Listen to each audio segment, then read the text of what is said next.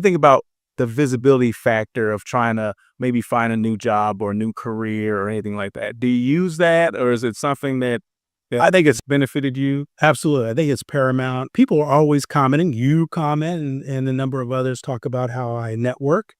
And I'm a big believer in networking. In fact, my saying is network, network, network. And when you network, you think you've done enough networking, network some more. And I think being out there for a leader, when I started out in operations, as you know, in convention services, I wanted to know who the other convention service managers were in my market and what they were doing. What was the best theme party? What were the best food and food and wine pairings, those type of things.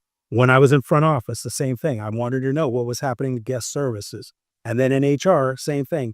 Who's dealing with, in California, meal break penalties was just, everybody was just pulling their hair out. I wanted to know how other hotels were handling it, how other HR directors were handling those things. So I think it's important to know your market, know who's in your market and what they're doing. And then from a job hunting standpoint, if you are going to land the next job, you got to be seen as the expert in your field. So I think it's important to be talking about those things that are important to you, things that are important to the work from an HR standpoint, a DEI standpoint.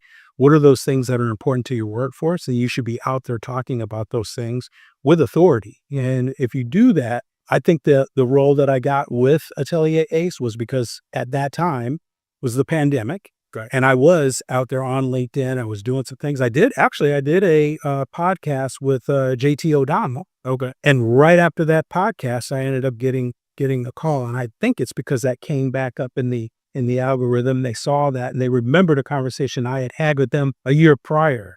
And then one thing led to another from that interview. So yeah, I think you gotta be out there if you want to be seen. Because nowadays, when you apply online, if you think you could just apply and then hope that they're going to see your application, yeah, your odds are very, very low.